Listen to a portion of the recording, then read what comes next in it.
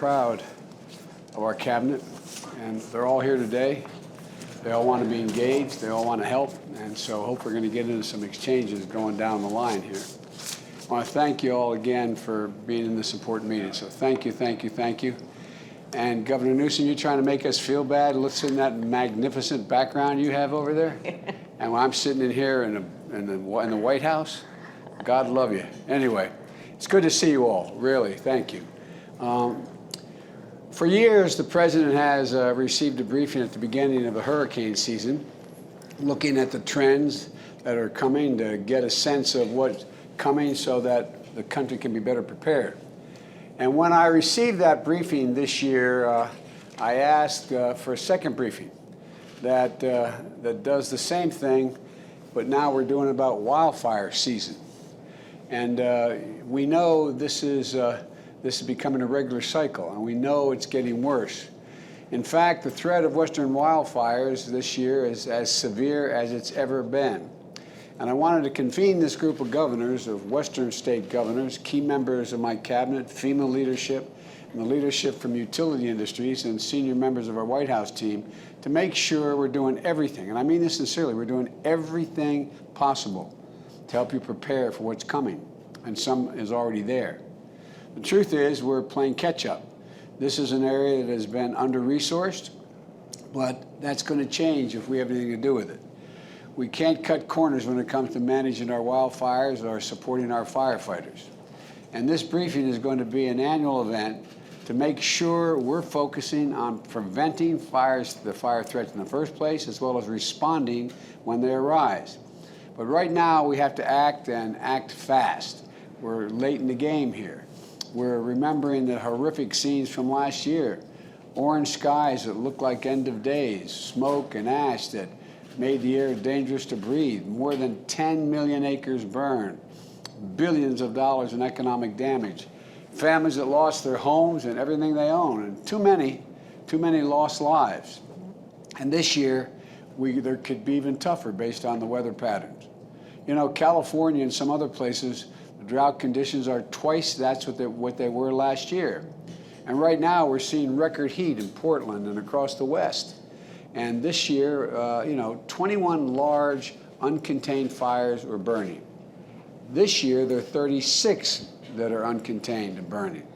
There are already about 9,000 firefighters deployed across the region, from California to New Mexico to Utah and Nevada, and it's only June. I realize I'm preaching to the choir here. I know you all know this better than any other people in the country. The fire season traditionally lasts through October. But with climate change driving the dangerous confluence of extreme heat and prolonged drought, we're seeing wildfires of greater intensity that move with more speed, and last well beyond traditional months, the traditional months of the fire season. And that's a problem for all of us. Wildfires are not a partisan phenomenon. They don't stop at a county or a state line, or a country line for that matter. We need a coordinated, comprehensive response with all the federal government working in close cooperation to support you, the states. That's what this is about. We want to know what you, the states, the localities, and tribal governments, and those in the front lines are facing in this danger, and what you think would help the most. Today, we're taking critical steps to help protect American communities right away.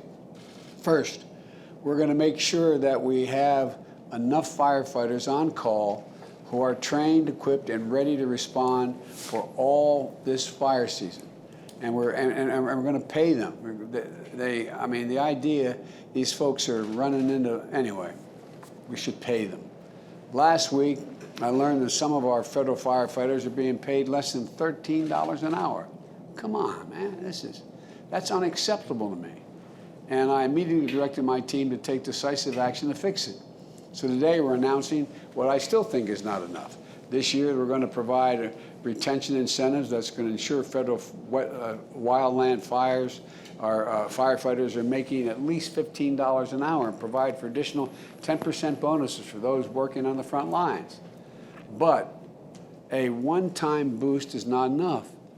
These courageous women and men take an incredible risk of running toward the fire, and they deserve to be paid and paid good wages. You know that old expression, God made man, then he made a few firefighters? Well, it's true. They're incredible. I've spent a lot of time, my whole career with them. So we're going to work with Congress.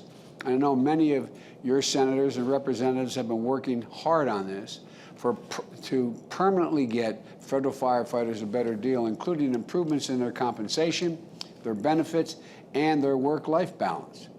The federal government is also offering funding, when governors request it, to train and equip National Guard members so they're ready to provide a surge of firefighting capacity.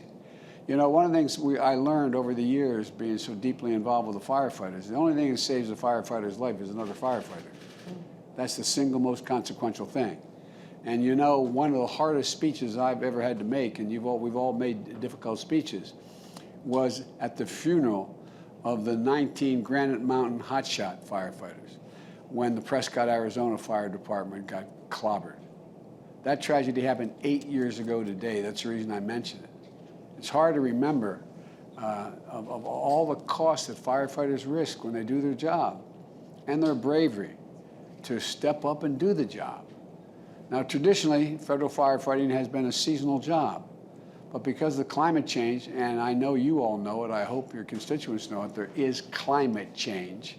It's no longer a seasonal job. This is a year-round mission. So we've made sure seasonal firefighters can stay on the job as long as they're needed this year by allowing them to work beyond their term. And for next year, we're working to make more of those positions permanent positions. So that when fires aren't burning, we have a workforce of experienced hands, enhancing our forest management, reducing the risk of future fire in the future fire season.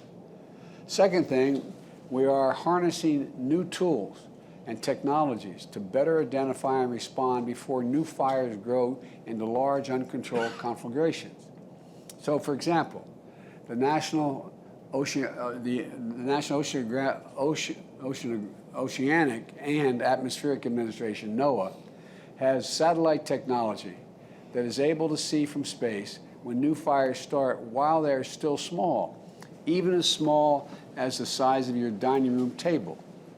Similarly, the Department of Energy has a sensor array computer analysis capability that can detect in real time the lightning strikes that might set off a blaze.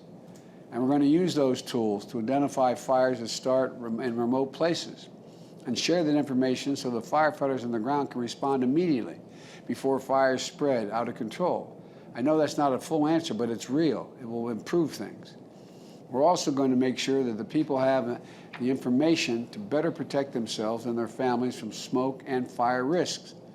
This will include launching a new app from EPA so individuals can easily access the latest information on air quality, smoke plumes, and public health guidance. Third, we also have to make investments in our future. That's why the bipartisan infrastructure framework investment of about $50 billion by so-called, anyway, I won't go into it, but a bill that's caused a little attention, infrastructure bill, is going to build resilience to extreme weather events like wildfires, $50 billion. And today, I'm announcing a $37 million federal grant to Sonoma County, California, in support of fire mitigation efforts that are underway. This grant is part of FEMA's BRIC program, Building Resilient Infrastructure in Communities. My administration doubled BRIC funding to support local efforts to strengthen resilience. And because Sonoma knows all too well the devastation wrought by fires, they were the first to apply for the mitigation funding. I encourage more communities to do so next year. And finally, I want to note that the extreme heat we're seeing in the West is not only a risk amplifier for wildfires, it's a threat in and of itself. People are hurting. It's more dangerous for kids to play outside. Roads are buckling under the heat. I need not tell all of you. We need people to check on their neighbors, especially seniors who may need a helping hand. Outdoor laborers, like our farm and construction workers, are going to need frequent water breaks and shade. I want to thank the governors and local leaders for providing information to citizens and the resources like cooling centers where people can go to get relief from the heat. And to our utility leaders, we are ready to work with you to make sure that people have access to power, including air conditioning, under these extreme demand conditions while continuing to advance our climate goals. Now, I'm eager to hear from each of you, each of the governors, as to what experience has been in your state and what we can do better to be helpful. Because this is an area where investing in prevention and preparation today is going to deliver invaluable returns tomorrow. And the federal government is going to have your backs, and that's my intention. I'll close by just saying thank you to everyone from the Forest Service, to the Department of Interior and Agriculture, to FEMA, state and local and tribal partners, and most importantly, our firefighters, for all your incredible work.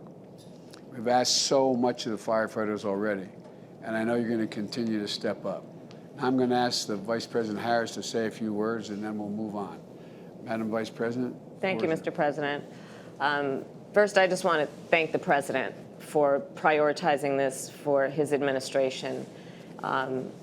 This is a personal issue for me as a daughter of California, and I say hello to my governor, Gavin Newsom. I grew up with drought warnings. My brother-in-law is a California firefighter. As a senator, I have visited the scene while the embers were still smoldering of the fires, Paradise, for example, California.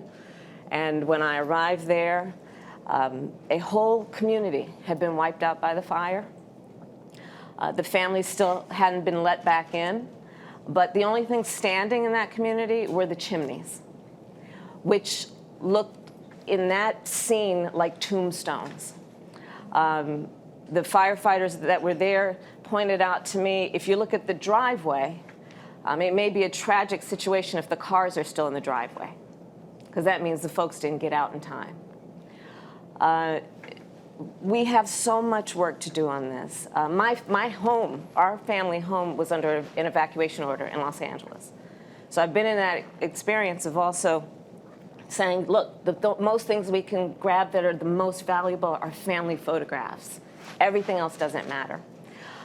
So when I think about the challenges that we face as a nation, I know they are real. I also know that we're in a different climate, as the President said, on every level than we were even 10 years ago.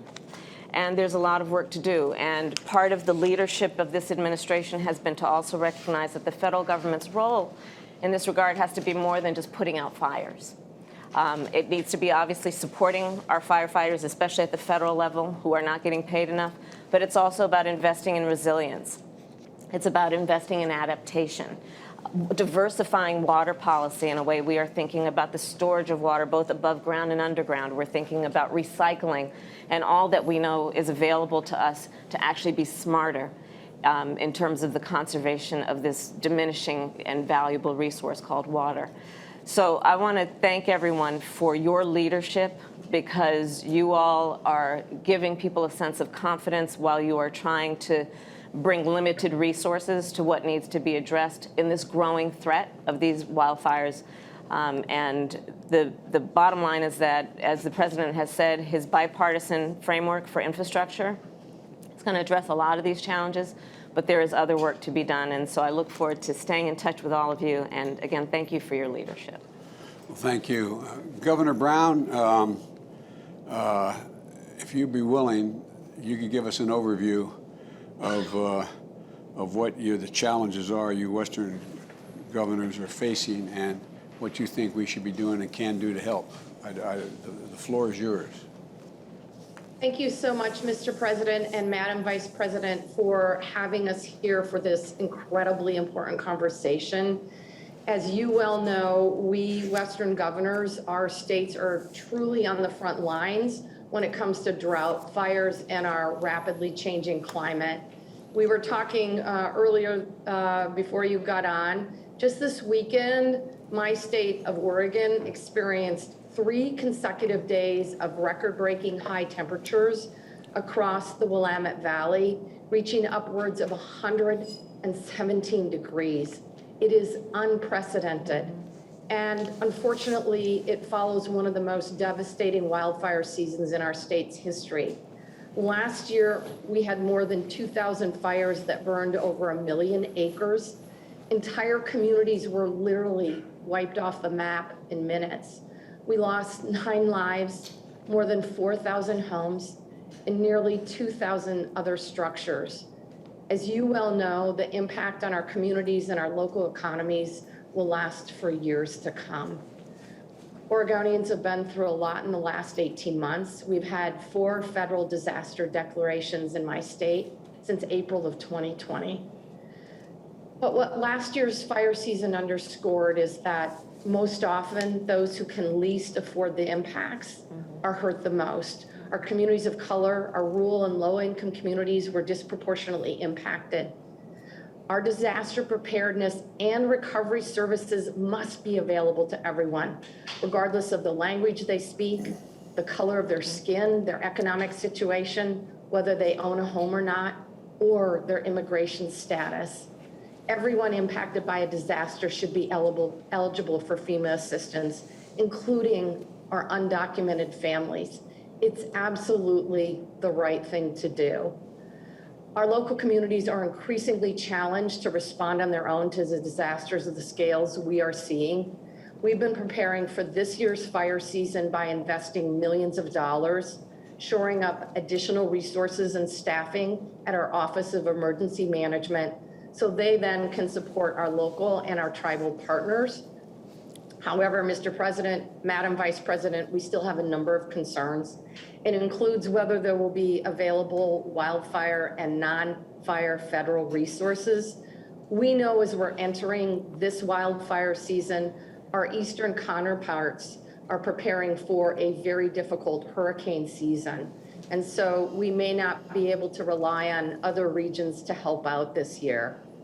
And with that in mind, I do want to say thank you for approving our cost share adjustment related to our 2020 Labor Day wildfires at 100% for Oregon, treating this the same as COVID-19 and the same as what happened in Louisiana for their hurricane recovery efforts. I would also ask that federal individual assistance be approved for disaster mitigation activities for wildfire, just as FEMA recently approved for hurricanes.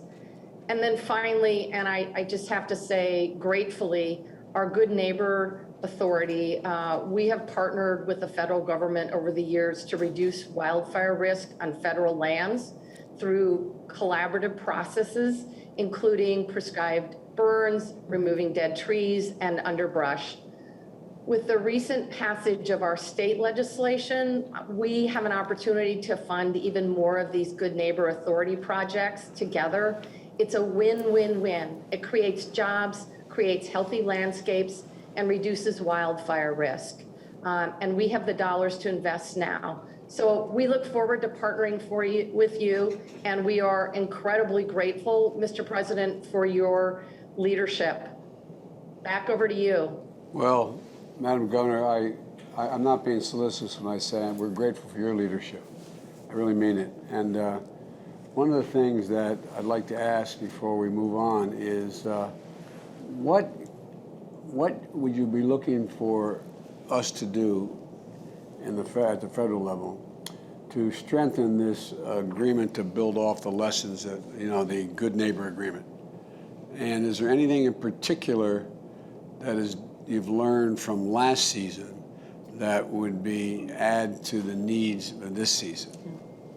Well, you mentioned it in your remarks, Mr. President, making sure we have resources to train our National Guardsmen and women prior to fire season has been extremely helpful the last 2 fire seasons.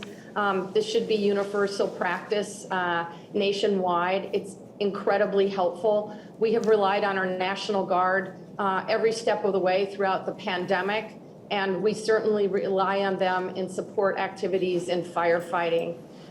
The other piece, and I see Chief Christensen there in terms of the Good Neighbor Authority, This has been extraordinary in our ability to put people back to work in our timber-dependent rural communities, in our ability to create healthy landscapes, and our ability to provide timber for the mills, and frankly, our ability to reduce wildfire risk. And so more resources to collaborate and provide what you described as comprehensive collective efforts to reduce wildfire risk would be extremely helpful. Well, we ought to get, not in this moment, but we ought to get, no pun intended, deeply in the weeds as to specifically what can be done. And I'd ask my appropriate cabinet members to be working with your people as to what we can do along those lines, because it seems to be self-evident that that makes a lot of sense. But we have a lot of other things to cover here, but I look to Dr. Sherwood. Are we moving? We're going to move shortly. If you want to ask any further questions of governors, or we can move with the press departing and we'll continue our discussion. Let me ask the Vice President if she has any questions, and/or any cabinet member if they have any questions for the governor. What I'm interested in, it's really a follow-up to what the president asked. With each consecutive wildfire season, and they are growing in terms of the enormity, what are we learning, and how can the federal government address the challenges and the gaps that you have seen with each fire season in terms of the resources, but also the approach? And for example, including the public education piece, including the piece that is about encouraging the private sector where appropriate to be engaged around resilience and adaptation. On the issue of water policy, what kind of resources do you need that are also preventative as well as reactive to the wildfires themselves? Governor Newsom, do you want to pick that one up? Yeah, no. Well, first, if I just may, a little indulgence, and thank you, Madam Governor and Madam Vice President. Mr. President, I've been waiting almost 4.5 years to hear a president say what you just said. It's profoundly important, every word you spoke, and I mean it. Look, it goes without saying, in California, we were engaged in a relationship with the federal government vis-a-vis the Vice President's question. It was more like sparring partners, not working partners. So we have an opportunity here to turn the page on the finger pointing and the rhetoric. We were debating raking policies, literally debating raking policies in this country in the last few years. But our eyes are wide open. By the way, I'm here in your forest, our forest, federal forest in Klamath and Siskiyou County, two of the largest wildfires that we've had year to date in this region. We were up here yesterday. Thank you, Mr. President. I didn't have to make a call to you to get the FMAG approved yesterday up here in Siskiyou County for the largest of the wildfires, the lava fire, which is a few miles away from me. But look, the hots are getting hotter. The dries are getting drier. The smash mouth realities of climate change are here, and they're here decades ahead of when we had anticipated. So across the board, we have to disabuse ourselves of the old timelines and the old frames of engagement. I mean, the seriousness of this cannot be underscored. We had last year a heat dome over the west coast of the United States, not just some of the one we're experiencing north of where I am, and Governor Brown and Inslee have experienced most acutely. But that led to 12,000 lightning strikes in 24 hours and 5 of the most destructive wildfires, 5 of the 6 largest in our history, concurrently in last year's wildfire season. We were burning up. We were choking up. We haven't just heated up. And I should just say this, with due respect to those that don't believe in science, you got to believe your own damn eyes, observed evidence. You know, when you look at that thermometer, 117, 119 degrees up north, we were 123 down in Palm Springs 2 days ago, 111 just 48 hours ago. There's no Republican thermometer, no Democratic thermometer. These realities are here with us today. So, Madam Vice President, across the board, we can't just double down. That's old, stale rhetoric. We have to have a sense of intentionality and responsibility to radically change our vegetation forest management policies, our suppression policies, our pre-positioning policies, the strategies we're engaging the president just laid out on technology, strategies and opportunities to develop partnerships, not only with Interior and not only with FEMA, but with the Department of Defense, some of those new satellite technologies that have been around, but opportunities to engage in new partnerships with those satellite technologies. The mutual aid system has been stretched in this country. Governor Brown, how many times I called you last year for resources, Inslee, Sislak, Polis, all of you on there, thank you. But we're stretched. We were calling folks in Australia. We were calling folks in Canada. We had the pleasure of having folks, firefighters from Israel come because we were that stressed. So Mr. President, just in closing, forgive me for being long-winded. I just want to say this. Music to my ears. We got to pay our firefighters federally more because we don't have enough firefighters, period, full stop. Bureau of Land Management, same thing.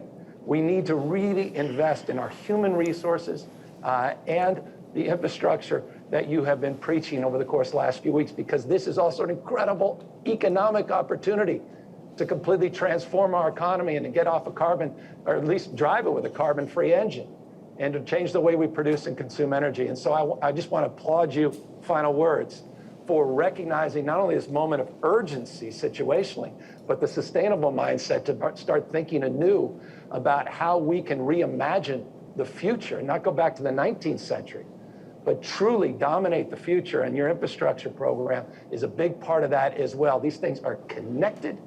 And I just want to say we respect and appreciate your leadership.